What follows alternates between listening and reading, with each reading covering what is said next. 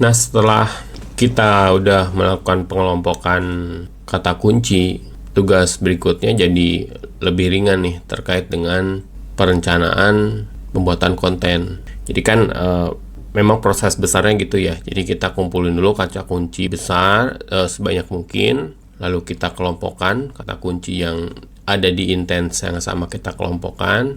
Nah, setelah ada pengelompokan ini, nah baru kita bisa buat ke step berikutnya dari kata kunci menjadi sebuah artikel atau blog post. Namun sebelum kita melakukan content planning, ini terutama untuk website yang sudah existing ya, sudah ada beberapa hal yang harus diperhatikan, terutama ketika memang sudah ada artikel lainnya sebelumnya di website tersebut. Kita harus lihat seberapa efektif artikel yang sudah ada gitu. Nah, tugas kita sebenarnya kan mengisi gap informasi yang sebelumnya tidak ada di artikel yang existing. Nah, itu yang perlu kita dahulukan dalam sebuah content planning. Gap informasi itu yang perlu kita lengkapi, kita dahulukan untuk buat. Sementara kalau misalkan informasi itu ternyata sudah ada di artikel-artikel kita yang existing, yang sudah ada, nah kita perlu analisa juga gitu, apakah sudah satisfy atau sudah terupdate dengan kondisi terbaru, ataukah memang masih bisa dilengkapi dengan artikel-artikel yang lain. Step berikutnya adalah kita akan membuat sebuah konten kalender gitu. Ya, sederhananya kita dihadapkan sebuah penanggalan ya, kalender di tanggal berapa, di hari apa kita akan nulis konten apa. Tentunya kan itu butuh perencanaan ya, butuh penanggalan. Artikel apa sih yang mau kita buat besok, artikel apa sih atau konten apa sih yang akan kita buat lusanya gitu. Nah, itulah step kita berikutnya gitu. Jadinya sudah arahnya udah jelas saya nanti di misalkan tanggal besok atau misalkan per bulan nih tanggal 1 itu kita akan buat artikel apa, temanya apa, dan kata kuncinya apa gitu. Sampai segitu aja dulu. Baru nanti ya tanggal 2-nya artikel apa, kata kuncinya apa, tema besarnya apa, atau ya tema ini belum tentu nanti jadi title-nya ya. Title-nya nanti ada kita bahas, nanti ada ilmunya lagi nanti bikin title. Yang penting yang terpikir ya tema besarnya apa, dan kata kunci yang mau ditembak apa aja di artikel tersebut. Begitu juga tanggal 3 tuh mau apa gitu ya.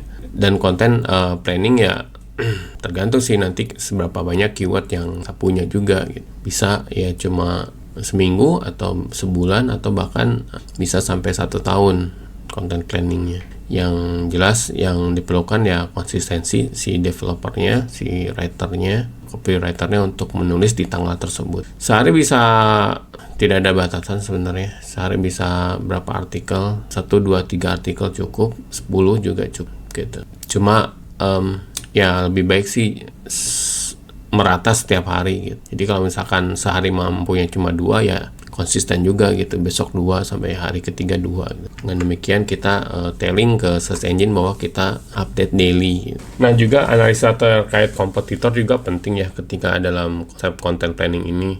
Kita bisa melihat website kompetitor itu sebenarnya bahas apa gitu, dan dari situ kita juga bisa memperkirakan gapnya apa yang oleh kompetitor informasinya sediakan sedangkan di kita tidak ada gitu. Atau ada tapi tidak kuat, tidak selengkap kompetitor. Nah, itu juga merupakan bagian dari content planning. Tentunya seperti yang tadi kita bilang di awal bahwa dahulukan gitu website atau artikel yang memang jadi gap website kita gitu, yang kita belum ada ngebahas hal tersebut, dan itu penting gitu, yang terkait dengan barang atau jasa yang kita. Jadi nggak cuma topik aja yang kita lihat dari editor, kita juga bisa lihat format mereka atau cara penulisannya secara utuh.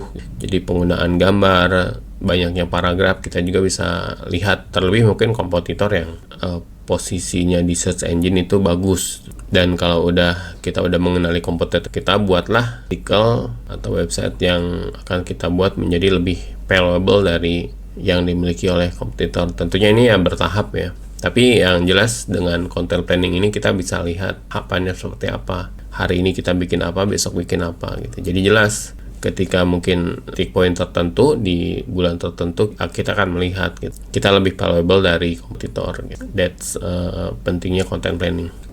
Tapi yang perlu diingat juga, kita harus punya identitas ya sebagai sebuah brand. Dibanding kompetitor, kita punya pembedanya apa gitu. Jadi jangan sampai kita lihat kompetitor terus secara plug kita ambil konsepnya tanpa kita menambahkan ciri khas kita apa gitu. Ya buatlah sebuah diferensiasi yang lebih valuable gitu. Dan ciri khas itu sangat disarankan konsisten di tiap artikel. Jadi ketika kita menyapa customer kita itu dengan sebutan kakak misalkan atau bapak, ya terus nanti berikutnya juga panggilnya kakak atau bapak gitu, atau moms. Jadi jangan sampai di artikel A panggilnya moms, di artikel berikutnya panggilnya ibu atau kakak atau apa. Itu brandingnya agak kacau juga kalau udah begitu ya. Jadi dan kita juga bisa di sini dalam content planning bisa sampai ngedetail bicara terkait outline-nya. Jadi tema, jadi hari tanggal 1 nih tema apa, kata kunci apa, dan lalu dibuat outline-nya. Misalkan outline itu terdiri dari ya sederhananya pendahuluan, isi, dan konklusi plus call to action kalau Anda punya gitu. Kalau cuma informatif doang yang tanpa call to action ya oke gitu. Tapi yang jelas ada 3 tuh ya, pendahuluannya apa yang mau dibahas, isi utamanya apa, badan artikelnya apa, konklusinya apa. Terus sampai di tahap itu nanti planningnya. Jadi pas nulis juga udah enak sih. Jadi nggak usah milah lagi nanti keyword yang mana ya.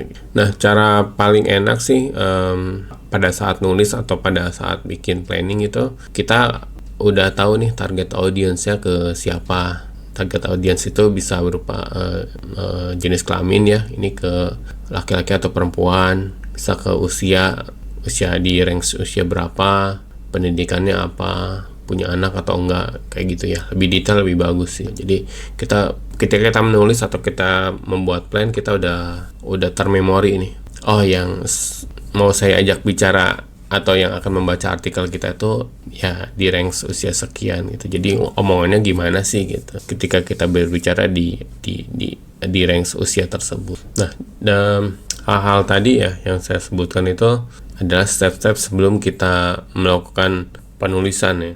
Jadi apa yang udah kita tulis itu udah kita riset ya, tertarget ke siapa ini sebenarnya tulisannya, untuk dibaca siapa, goalsnya apa, dan konsisten dari gaya penulisannya. Yang kalau misalkan ya santai ya, semua artikel itu ya secara konsisten bicaranya santai gitu. Kalau mau serius gitu, apalagi terkait hal-hal ilmiah ya secara konsisten di artikel kita gaya bahasanya gaya bahasa ilmiah. Oke guys, itu di video ini. Berikutnya kita akan bahas tentang goals dan objektif dari sebuah artikel. See you.